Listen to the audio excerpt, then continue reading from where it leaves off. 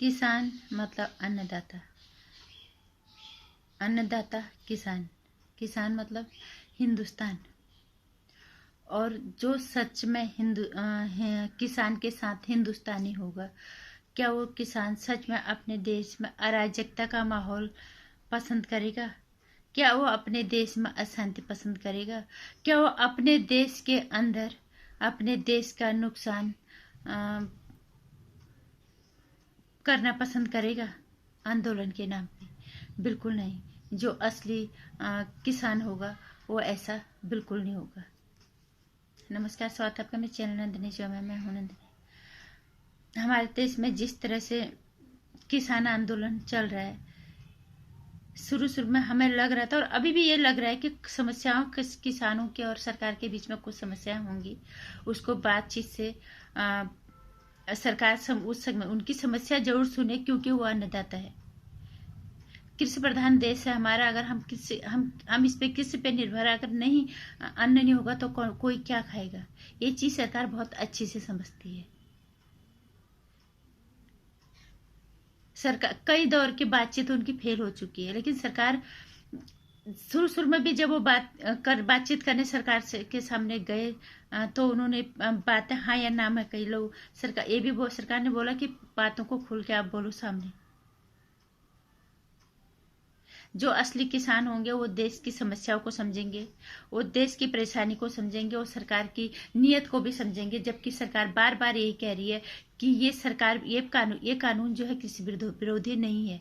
जैसी सीए किया और वैसे अब भी कह रहे हैं कि ये सीए मुस्लिम विरोधी नहीं था, वैसे ही ये जो बिल है ये कानून विरोधी नहीं, ये किसानों के विरोधी, किसानों का अहित चाहने वाला कहीं से भी नहीं है। वो कोई समझने के लिए तैयारी नहीं है। समझेंगे क्यों? क्योंकि इसके अंदर गंदी राजनीति घुस गई है। बहुत किसान हैं ईमानदार जो वाकई में चाहते हैं कि बात से सामंजस्य से बैठे और हल निकले इसका।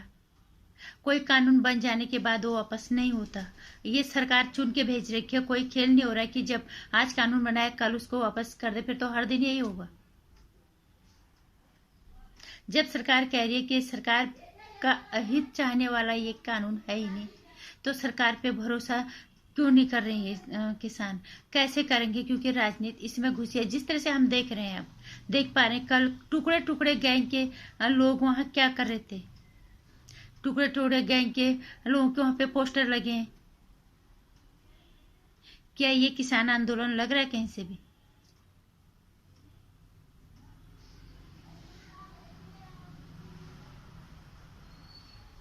इसमें बहुत गंदी तरह से राजनीति आज हमें समझ में आ रहा है। इसी किसान आंदोलन के चक्कर में हमारे सनातन संस्कृति की ऐसी तैसी करके रखी। उन्होंने गाली गलौज कि मोदी जी ने राम मंदिर बनाया, मोदी जी ने घंटा बजाया, मोदी ने 370 हटवाए। क्या मोदी जी अपने लिए करें? ये देश के लिए करें। और अगर ये मुद्दे अगर नहीं है तो कांग्रेस या दूसरे सरकार क्यों इसको अपने मैनिफेस्टो में रखते हैं? जब भी चुनाव आते हैं उनके मैनिफेस्टो में हमेशा होता था कि 370 हटाएंगे, राम मंदिर बनवाएंगे। बेवकूफ समझ रखा है इन्होंने हिंदुस्तान की जनता को। लोग समझते नहीं क्या इतने? और जब अब ये सब चीजें हो गई, राम मंदिर बनने को आ गया और बन रहा है और 370 हट गया, तो अब उसी पे अंगुली उठ रही है। किस तरह की घटिया मानसिकता वाले लोग हैं? इसी का खूब फायदा उठाया, इन्हीं मुद्दों को बुनवाया, वोट की राजनीति की। ये अमित शाह जी ने उस दिन बोला भी कि हम कब तक वोट की राजनीति करेंगे, कुछ तो फैसले हमें लेने पड़ेंगे। और ये पहले अटल बिहारी वाजपेयी जी ने भी हम कहा था कि जब तक हम पूर्ण बहुमत में कोई भी पार्टी नहीं आती तब तक इसको नहीं हटा सकते। लेकिन जब भाजपा आई तो उन्होंने 370 हटाया, राम मंदिर बनवाए। ये तभी इतने सारे दलों का गठबंधन कोई नहीं कर सकता। जब एक पार्टी पूर्ण बहुमत से आती है तभी होता है। मुझे समझ में नहीं आ रहा किस तरह के दोगले लोग जो राजनीति में हैं, जो राजनीति में वो तो है। एक आम आदमी भी इस तरह का दोगला हो गया है। जब चुनाव आने होते हैं तब तो सरकार ये भी करे, सरकार वो भी करे, हम वोट देंगे। अगर वो कर दिया तो सरकार तो उल्टी चीजों में पैसा बर्बाद कर रही है। किस तरह की मानसिकता हो गई, किस तरह की सोच हम लोगों की हो गई है। अगर राम मंदिर मुद्दा नहीं था तो क्यों लोग हर बार अपने मैनिफेस्टो में इसको रखते थे, क्यों 370 को हर बार मैनिफेस्टो में ये लोग रखते थे। और आज तुम अपनी सनातन संस्कृति को गाली गलौज दे रहे हो। और ममता बानो, ये पश्चिम बंगाल के जो मुख्यमंत्री हैं, इनको तो हर चीज से परेशानी है, क्योंकि इनका शासन तो अब जाने वाला है। इन्होंने बहुत गुंडागर्दी कर दी है। इन्होंने वहां के लोगों का विश्वास तो खोया ही है। एक महिला होने का सम्मान भी वो खोते जा रही हैं। हमें तो लग रहा है अभी एक किसान आंदोलन कहीं से भी नहीं लग रहा है। ये अब कुछ और ही रूप लेते जा रहा है। जो असली किसान होंगे वो कभी इतना अपना टाइम बर्बाद कभी नहीं करेंगे, कभी इतना अपने समय की बर्बादी न तो अपनी करेंगे, न सरकार की करेंगे, न देश की करेंगे। जो असली जो किसान होंगे वो सरकार के सामने मुद्दे रखेंगे, अपने भी रखेंगे और अपनी सरकार की बातों को समझने की कोशिश भी करेंगे। सरकार जब कह रही है कि हम संशोधन करेंगे, हम बिल वापस नहीं करेंगे, ये किसी भी कीमत पे सरकार किसान अहित चाहने वाला ये बिल नहीं है। और है भी सही भी कह रहे हैं। इसमें कहीं से भी इसमें सिर्फ तकलीफ है तो वो लोगों को जो दलाली, जिनके जेब में दलाली नहीं जा रही है, ये वो लोग बीच में आके कुछ किसान को भड़का रहे हैं और कोई वजह नहीं हो रही है।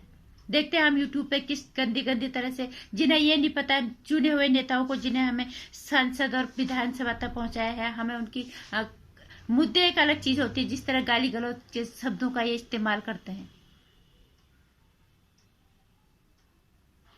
कि तुम मुस्लिम हिंदू कहते हो, तुम ये करते हो, तुम दुनिया चीजों को घुसा रहे हैं यहाँ पे कि तुम तो राम मंदिर की बात करते हो, तुम तो हिंदू मुस्लिम बात करते हो। हिंदू मुस्लिम बात भी होगी, क्यों नहीं होगी? क्योंकि मैंने अभी पढ़ा था, मैंने कुछ अभी तो कानून बढ़ा, और आज ही मैंने पढ़ा था कि दिल्ली में एक लड़के ने धर्म बदल के उस लड़की से शादी की। जब असलियत पता चली तो उस लड़की ने जो है अपने घर वापस जाना चाहा, जबकि वो लड़का फरार है। उसके घर वाले तो पकड़े गए। अभी भी ये हो रहा है, और लेकिन आंख बंद किए हुए हिंदू अभी तक इस चीज को समझने के लिए, मानने के लिए तैयार बिल्कुल नहीं है। प्यार के नाम पे धोखा या करके अपनी पहचान छुपा के प्यार करना, ये सब होता है प्यार में, चाहे कोई भी धर्म का हो, कोई भी हो जाए। ये किसानों वाली बात हो ही नहीं रही है। बातों को बिल्कुल घुमाया जा रहा है। कभी राम मंदिर को ला रहे हैं, कभी 370 को ला रहे हैं, और कभी कह रहे हैं हिंदू मुस्लिम को लड़ाते हैं। जो चीज हो रही है सामने, उससे हम कैसे नजरअंदाज कर दें, कैसे हम अनदेखा कर दें उसको? हम रोज पढ़ रहे हैं, और ये हमने अपने सामने भी होते हुए इस चीज को देखा है। तो इस पे लगाम तो जरूरी थी ना। तो इसका मतलब ये थोड़ा कि तुम जिस चीज का आंदोलन है उसके बाद उस आंदोलन की बात हो, उसके मुद्दे पे बात हो, सारी चीजों को इसके अंदर घुसा लिया जाता है। इसका मतलब क्या है? इसके अंदर गंदी राजनीति घुस चुकी है और कुछ नहीं। इसलिए सभी सनातनियों का ये धर्म है, किसी धर्म की बुराई मत करो, किसी धर्म के खिलाफ कुछ मत बोलो, पर अपने धर्म की रक्षा करना आपकी जिम्मेदारी बनती है। किसान आंदोलन की तरह हो, ये किसान भाइयों को समझ में आना चाहिए कि अगर ये किसान आंदोलन है तो टुकड़े टुकड़े गैंग के नारे वहां क्यों लग रहे थे? इस सवाल का जवाब कोई दे सकता है? किसानों को समस्या निश्चित रूप से होंगी, हम ये नहीं कह रहे, लेकिन जब सरकार कह रही है बैठ के बात करो, सामंजस्य बिठाने की कोशिश करो, वो सुनने के लिए तैयार ही नहीं है। क्योंकि कुछ गद्दे तरह के नेता जो हैं, उनकी कंधे में बंदूक रख के अपना फायदा उठाने की कोशिश कर रहे हैं। ये तरीका अगर राजनीति में सत्ता हटाने का है तो बहुत ही घटिया है।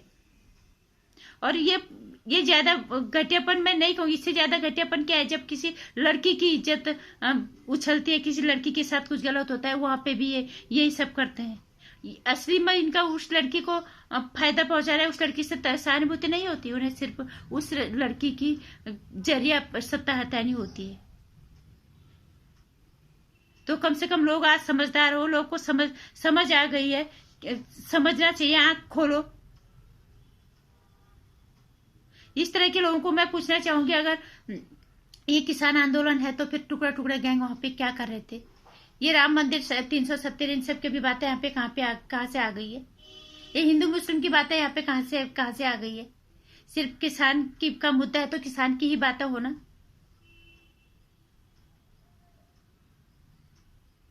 और मैं अब भी यही कहूंगी किसान भाइयों से, अगर किसान इस देश का सच में हित चाहता है कि हम मानते हैं किसान ही हिंदुस्तान है, कृषि प्रधान देश है हमारा, हम उनकी इज्जत नहीं करेंगे तो फिर किसकी करेंगे? तुम्हारी समस्याएं हैं, सरकार के सामने बात करो, सामंजस्य बिठाने की कोशिश करो, अपनी कुछ बात रखो, कुछ सरकार की बात सुनो। सरकार कह रही है जब संशोधन करेंगे तो क्यों नहीं सुनने के लिए तैयार हो? जब तुम जिद पे अड़े हो कि कानून वापस ही लेना है तो इसका मतलब क्या समझे? अगर तुम्हें इस कानून से कल को नुकसान होता तब तुम सरकार के सामने आ सकते हो। अभी तो सरकार बोल रही है हम संशोधन करेंगे।